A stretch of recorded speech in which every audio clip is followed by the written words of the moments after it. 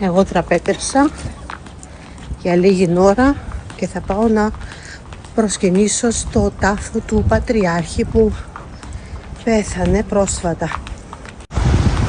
Όλη η παλιά πόλη είναι όλο ανηφόρες και κατηφόρες και τα δρομάκια έχουν αυτά τα πετράκια τα οποία γλιστράνε πάρα πολύ και πρέπει να είσαι πάρα πολύ προσεκτική για να μην γλιστρήσεις και να πέσεις. Έτσι είναι όλος ο δρόμος και αυτές οι πέτρες γλιστράνε πάρα πολύ και ανεβαίνεις πάνω. Είναι πανέμορφη πόλη, κέντρο βέβαια. Ο Αγμασενεβέλη, αυτός που έχτισε την πόλη, την ανακάλυψε με τα ζεστά νερά.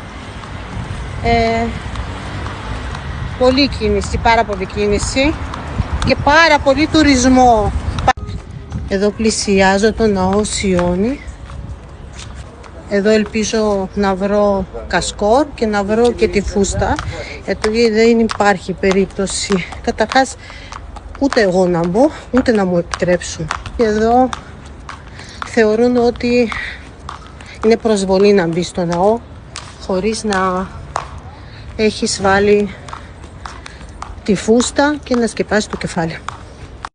Εδώ, όπως σας είπα, υπάρχουν κασκόρ τα οποία μπορούμε να τα πάρουμε και να χρησιμοποιήσουμε για να καλύψουμε και το κεφάλι μας και να το κάνουμε σαν φουστίτσα.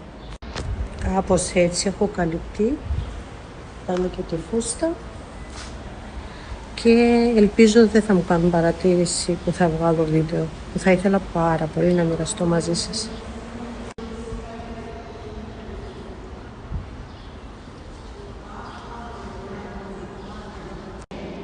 Εδώ είναι η τάφη των Πατριάρχων προηγουμένων και εκεί είναι ο Πατριάρχης μας, ο Ηλίας Δεύτερος, που κοιμήθηκε πριν λίγες μήνες.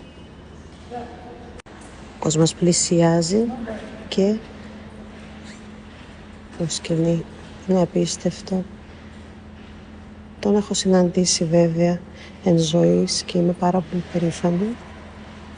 Είναι σε μεγάλη εκτίμηση αυτός ο άνθρωπος σε όλη την Ορθόδοξη Εκκλησία.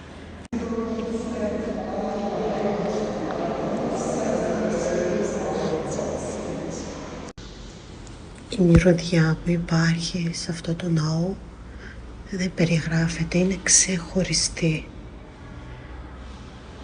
Το Σιώνι έχει μεγάλη αξία για την Τυφλίδα και για όλη την Ορθόδοξη Γεωργία. Ο Ηλίας